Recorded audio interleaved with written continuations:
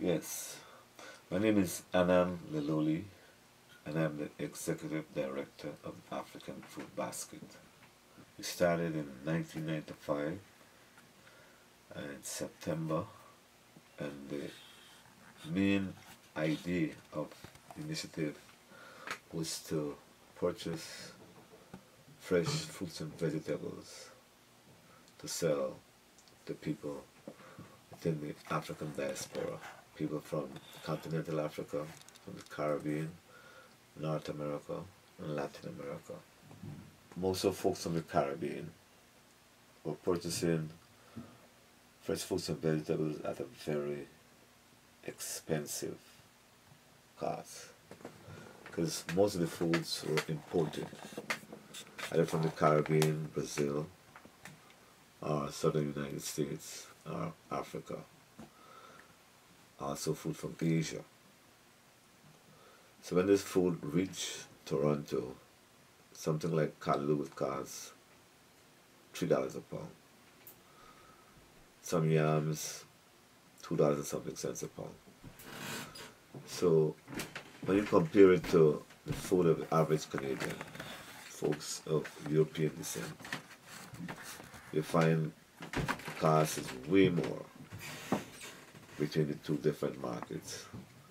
So we decided to establish a stakeholder co-op,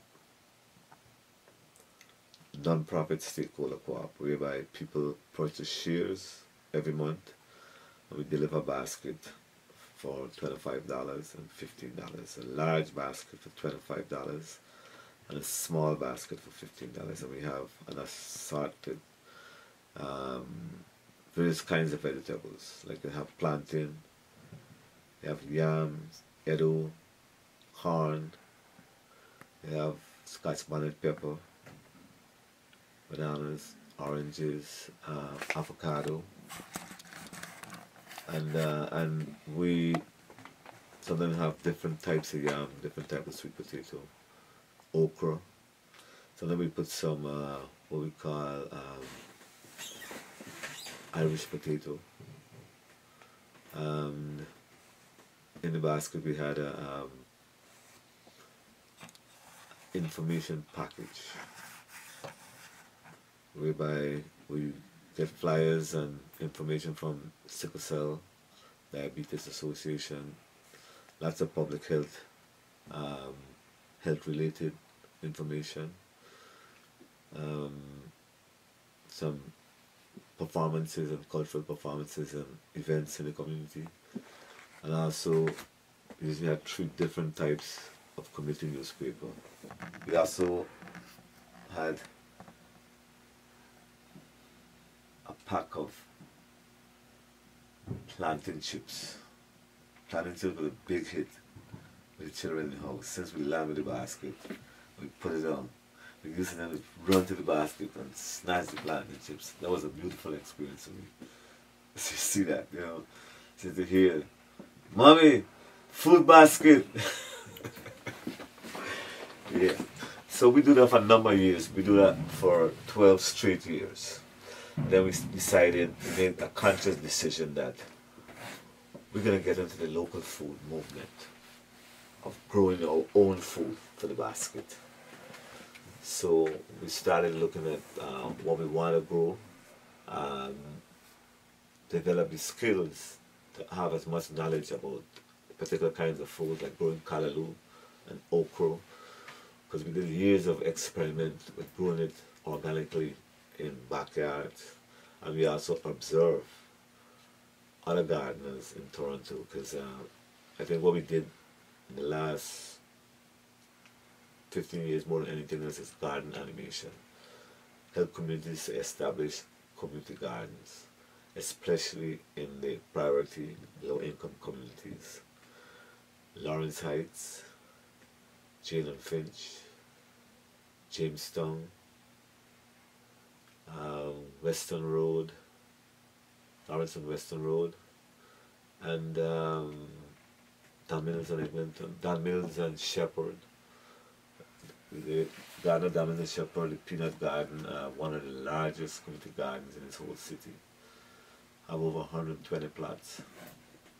The average garden in Toronto have about between 15 and 20 plots. So there's a huge garden. And so we have an idea of what we want to plant to put into this new CSA program that we're now starting, the Community Shared Agriculture Program, whereby we're working now with, actually 6 years ago we got access to the Black Root Farm, and at that particular time we also got funding to work with some young people. So we established the youth program called Cultivating Youth Leadership Program. A program where we train youths in local food systems, have them get an idea what is food security, but also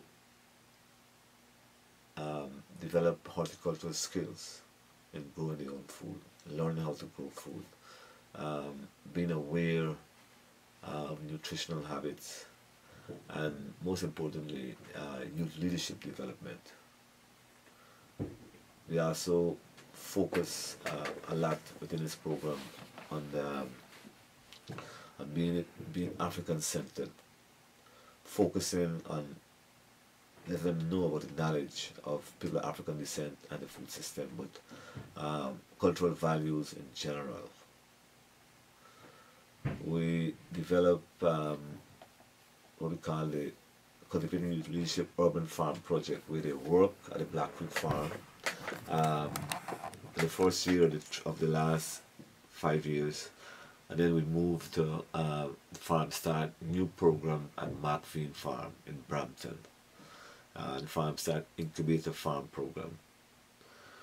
We've been at McVean, I would say, for the last 5 years, and we've been engaging new farmers, folks who have an interest in farming and want to make sure that they could have a practical experience of making this decision if they can go and purchase a farm and farming a bigger livelihood.